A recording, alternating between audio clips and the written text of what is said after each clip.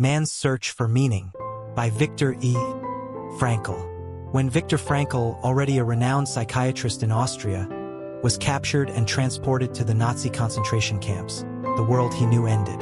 In those first shocking hours after arrival, stripped of his clothes, possessions, and dignity, Frankl faced a chilling reality. Everything external that gave a man his identity, his name, profession, achievements, was instantly erased. A person became nothing more than a number, a shaved head, a skeletal body in ragged clothing. The brutality was swift and casual. Life was so cheap it could be extinguished by a gesture, a whim, or a simple glance from a guard. This harrowing loss of individuality was more devastating than any physical torment. Yet, even as Frankl witnessed men crumbling under this dehumanization, he also observed something extraordinary.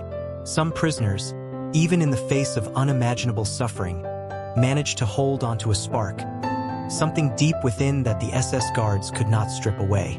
This observation planted the seed for what would become Frankl's life's work, the understanding that the ultimate human freedom lies in choosing one's attitude toward circumstances, no matter how dire. Life in the camps, days of hunger, nights of despair.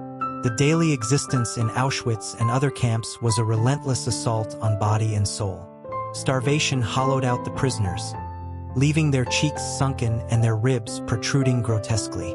Frankl recalls the gnawing pain of hunger that never ceased, a dull, constant ache that transformed even the smallest scrap of bread into a treasure. Each day blurred into the next.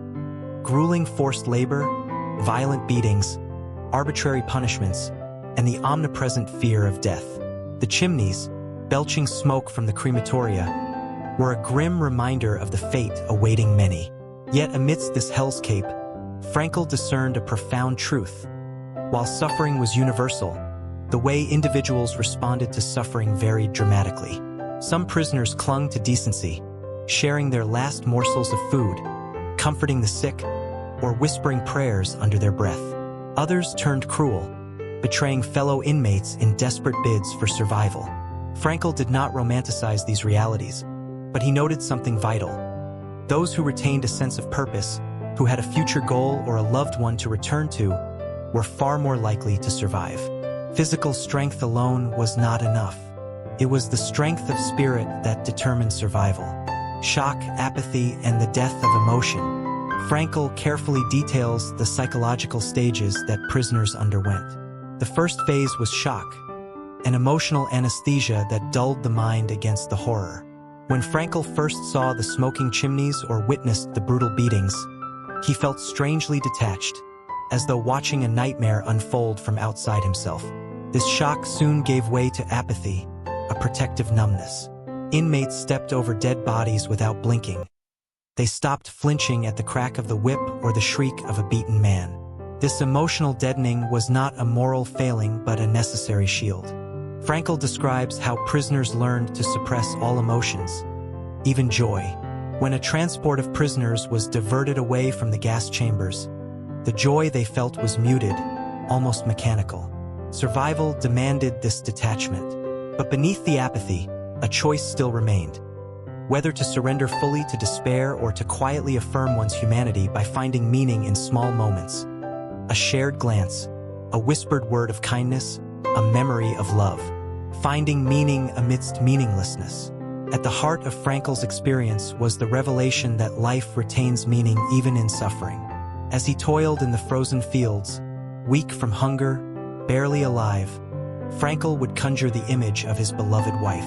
Her face, luminous and tender, filled his mind and heart, transcending the misery around him. In these moments, he realized that love, even in absence, could sustain life. Frankl calls this the salvation of man, the ability to hold onto spiritual realities when the material world crumbles. He tells the story of prisoners who found meaning in dreams of their future work, unfinished manuscripts, or spiritual convictions.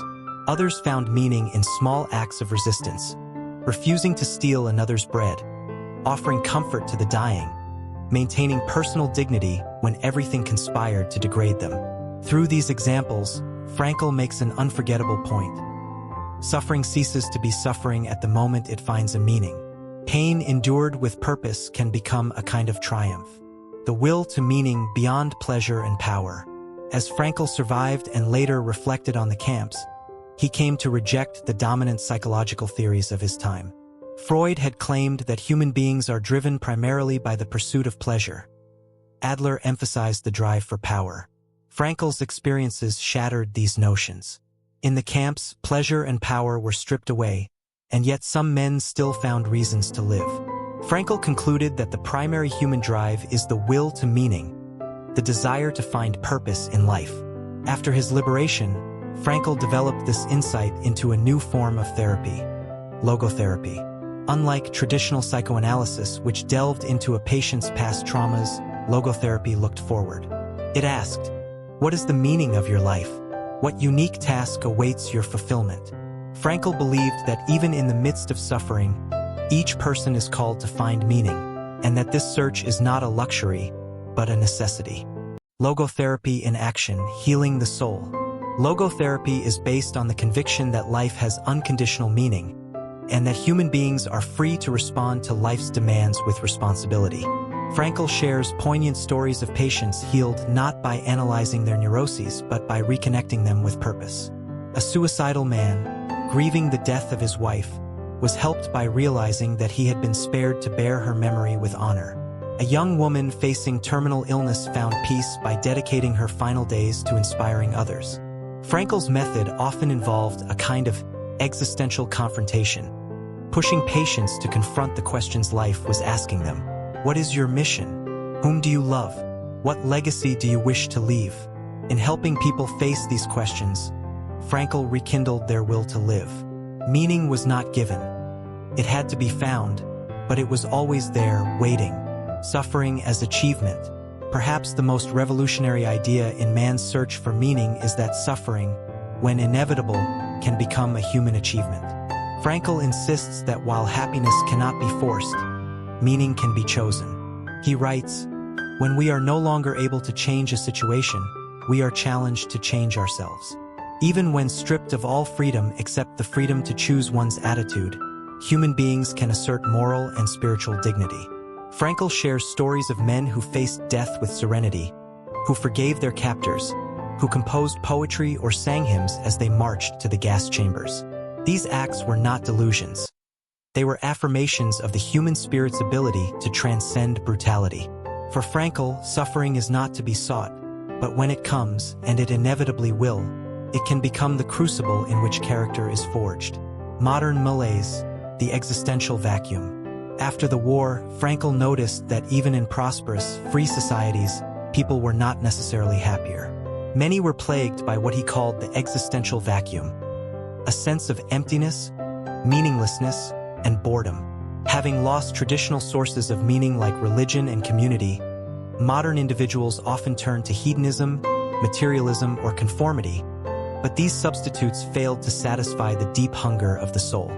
Frankl warned that when life is experienced as empty, neurosis, depression, addiction, and even suicide become more common. His solution was not more comfort or distraction, but a conscious search for meaning. Every human life has a purpose, Frankl argued, but it must be actively discovered and embraced. Life's meaning is not handed down. It is crafted through love, work, and courageous suffering. Responsibility, the companion of freedom. One of Frankl's most powerful insights is the inextricable link between freedom and responsibility. True freedom, he insists, is not the ability to do whatever one wishes, but the ability to choose rightly, to commit oneself to worthwhile causes, to bear the weight of moral responsibility. Without responsibility, freedom degenerates into chaos. Frankl humorously but pointedly suggests that the United States should complement the Statue of Liberty on the East Coast with a Statue of Responsibility on the West Coast. Freedom, he reminds us, is a tremendous gift, but also a profound obligation. We are free to find meaning, but we are also responsible for how we respond to life's questions. The triumph of meaning, a legacy for humanity. In the final pages of man's search for meaning, Frankl reflects on his liberation and the painful aftermath. Freedom did not come as a joyful explosion. It came slowly, painfully, as the survivors struggled to reclaim their humanity. Some, overwhelmed by bitterness and loss, were consumed by hatred. Others, like Frankl, chose a different path: to rebuild, to love, to teach, to heal. Frankl's life after the camps was a testament to the very truths he discovered within them. He went on to marry, to teach, to heal thousands through his lectures and his practice. His work, and this book, remain a luminous beacon for all who suffer, all who wonder whether life is still worth living. Through Frankl's experiences, we are given an astonishing gift: the knowledge that even in humanity's darkest moments, meaning is possible. And where there is meaning, there is hope. Final thoughts: a guide to the soul. Man's search for meaning is not merely a book about surviving the Holocaust. It is a profound meditation on what it means to be human. Frankl's insights are not lofty theories crafted in the comfort of academia. They are truths forged in the crucible of suffering. His story teaches that the search for meaning is the most powerful driving force in human life. More powerful than pleasure, stronger than power, deeper than despair. For those adrift in suffering, grief, or confusion, Frankl's words offer not easy answers but a hard-won hope. No matter how broken the world, no matter how dark the night, life is asking something of you. You are called not to resignation but to response. And that response, shaped by love, courage, and meaning, can transform even the bleakest existence into a profound triumph of the spirit.